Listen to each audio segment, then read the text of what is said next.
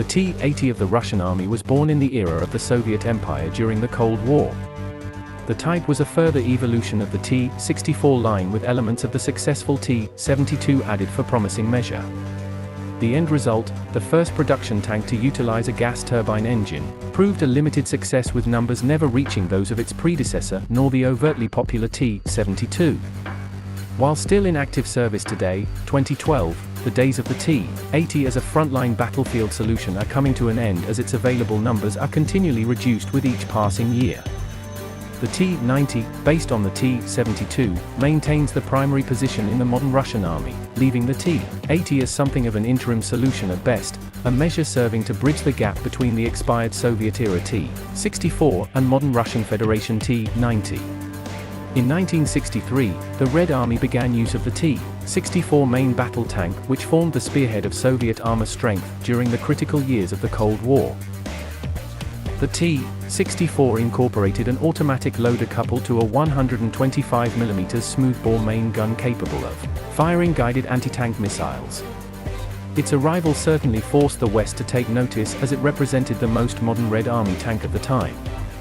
The T-72 was then developed in short order as a simpler, economical counterpart to the T-64, though it ended up surpassing the T-64 in both numbers and world popularity. Some 25,000 T-72 tanks were produced to the 13,000 T-64s.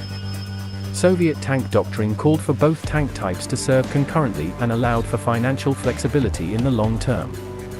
As the T-64 was considered something of a state secret in terms of its technology and capabilities, it was not openly exported as the T-72 was.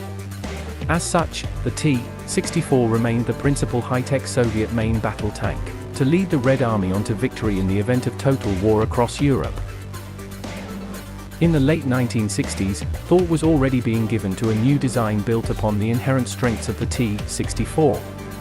Many developmental tank designs had been in play since the close of World War II, 1939 to 1945, for the Soviets, and many of these went on to lay the foundation of Soviet tank technologies to come. Such developments began to refine a gas turbine engine that would one day be used in powering an armored vehicle, though tank engineers would have to wait for technology to catch up with the desire. Object 288 was a tank testbed fitted with two XGTD 350 series aircraft turbine engines outputting at 690 horsepower. A second design, Object 219 SP1, utilized a single GTD 1000T multi-fuel gas turbine installation, and this was able to output at 1000 horsepower. After extensive testing of various chassis configurations, the Object 219 SP1 was modified into the refined Object 219 SP2, and it was this prototype that formed the basis of the T-80. Design of the T-80 would span from 1967 until 1975, to which then serial production was ordered, and the vehicle entered service in 1976 following the requisite Army trials. Production of T-80s would last until 1992, to which 5,404 units would be delivered from LKZ and Omsk Transmash in Russia and Malyshev in the Ukraine. The gas turbine power plant allowed for greater power over that of traditional diesel-fueled types at the expense of fuel consumption, general reliability and overall cost. In keeping with Soviet tank design traditions, the T-80 managed a very low profile, exceptional inherent maneuverability, and fielded a smoothbore main gun. The use of an autoloader in the turret reduced the traditional operating crew from 4 to 3 personnel to be made up of the driver in the hull and the commander and gunner in the turret. The autoloader also allowed for a dimensionally shallower turret design and lighter overall weight. The tank's overall configuration was conventional, with the engine at rear, the turret at center, and the driver in front. The running gear of the T-80 consisted of 6 double-tired road wheels to a track side with the drive sprocket at the rear and the track idler at front. The upper track regions were protected over inside skirt armor. General armor protection is steel and composite, which can be enhanced through add-on reactive armor blocks. Portions of the T-72's torsion bar suspension system was carried over into the T-80, which allowed for excellent inherent mobility for a vehicle of this weight class. The T-80's primary armament was the 125mm 2A46-2 smoothbore main gun, same as on the T-72, residing in the front center portion of the turret. The earlier T-80 marks had internal storage space for up to 36 by 125 mm projectiles, while newer variants housed up to 45. This could be made up of a mix of munitions to include HEFRAG, FS, HEAT-FS and APFSDST projectiles, as well as 9M112 or 9M119 laser-guided anti-tank missiles. Secondary armament was a 7.62 mm PKT machine gun in a coaxial position. A 12.7 mm NSVT, or PKT series heavy machine gun took up the anti-aircraft role at the commander's cupola on the turret roof. The number of smoke grenade discharges proved variable depending on the production model in question, though at least 8 were generally fitted, 2 banks of 4 launchers to each frontal turret facing. The base SG-1000 gas turbine engine outputted at 1000 horsepower. This was coupled to a transmission system featuring 5 forward and 1 reverse speed, which allowed for an inherent operational range of 208 miles to be reached in theory.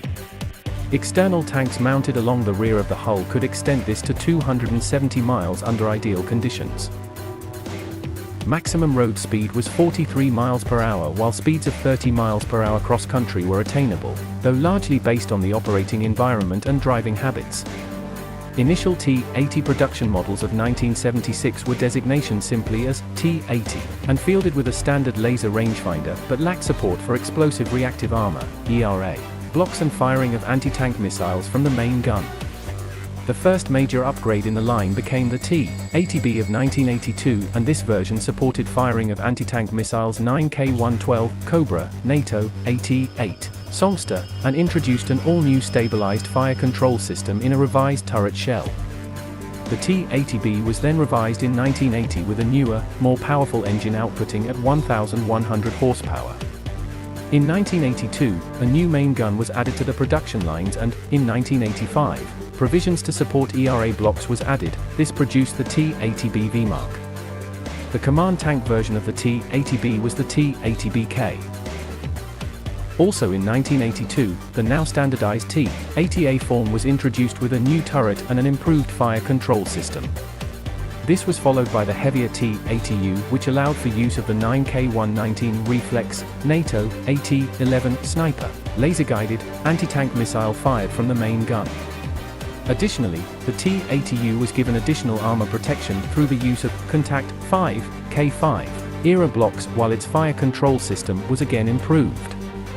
1990 saw the T-80U gifted with a new engine of 1,250 horsepower output. The T-80U-M1 BARS, Snow Leopard, incorporated much improved anti-missile facilities, Stora-1 countermeasures. The T-80U-M2 has been given a new cast turret design. The T-80UD Bereza of 1987 was a further evolution of the T-80 handled by Ukraine, and incorporated an indigenous 6TD series diesel engine as well as a remote-controlled anti-aircraft machine gun station. The latter allowed for firing of the weapon by the crew from within the turret. The Ukrainian T-80UD was then itself evolved to become the T-84 of 1999, the standard and present Ukrainian Army main battle tank as of this writing, 2012. The Soviet T-80 never saw combat through the envisioned large-scale ground war in Europe. The Soviet Union fell in 1991, and its T-80s were used in a failed coup attempt by communist and Allied military leaders thereafter.